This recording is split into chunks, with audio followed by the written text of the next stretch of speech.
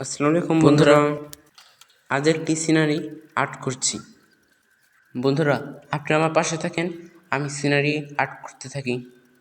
Scenery অঙ্কন করতে করতে সাথে সাথে একটি গল্প শুনে আপনাদের। নবী সাল্লাল্লাহু আলাইহি সাল্লাম ও পাখির ছানা সফরে বের হয়েছেন আমাদের নবী সাল্লাল্লাহু আলাইহি সাল্লাম।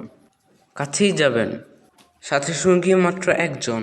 মরুভূমিতে বালু আর বালু, পায়ের নিচে গরম বালু, উপরে সূর্যের ভীষণ তাপ, গরমে গলা শুকিয়ে যায়। চলতে চলতে নবী সাল্লাল্লাহু আলাইহি সাল্লাম পৌঁছালেন এক ছোট মরুদ্যানে। মরুদ্যানে থাকে কিছু গাছপালা, পানির কূপ। পথচারীরা মরুদ্যানে আশ্রয় নেয়, বিশ্রাম করে, আবার চলা শুরু করে। নবী বসলেন এক বড় খেজুর গাছের ছায়ায়। তার সঙ্গী গেলেন গাছপালার ঝোপের পাশে। মরুদ্যানটা একটু দেখে আসবে। সঙ্গী ফিরে এসে বসলেন নবীর কাছে। কিছুক্ষণ পর নবী শুনলেন একটা পাখির আর্তনাদ, ভীষণ কান্না। তারপরে দেখলেন পাখিটিকে ডানে বামে ছটফট করে উঠছে, কখনো মাটিতে নামছে, কখনো ডালে বসছে, মনে হয় কি যেন খুঁজছে। নবীজি বললেন, পাখিটি মন ছটফট করছে কেন? নিশ্চয়ই সে তার বাচ্চা হারিয়ে ফেলেছে, হয়তো কোনো কিছু তার বাচ্চা খেয়ে ফেলেছে। ঝুপঝাপে কাঠবিড়ালি, বেজি, বড় বড় পাখি খাবার খুঁজে বেড়ায়, পাখির বাচ্চা পেল মজা করে খায়। নবীর মুখ করুণ হয়ে উঠল। নবীর কথা শুনে তার সঙ্গীর মুখ কালো হয়ে গেল। নবী তার চোখের দিকে তাকালেন, ভাবলেন সে হয়তো পাখির বাচ্চা নিয়ে এসেছে। নবী তাকে জিজ্ঞেস করলেন, তোমার চাদরের নিচে কিছু আছে কি? তুমি কি পাখির ছানা নিয়ে এসেছ? সঙ্গীটি স্বীকার করলেন, বললেন, পাখির বাচ্চাটি আমি পালব, ভালো করে খাওয়াবো।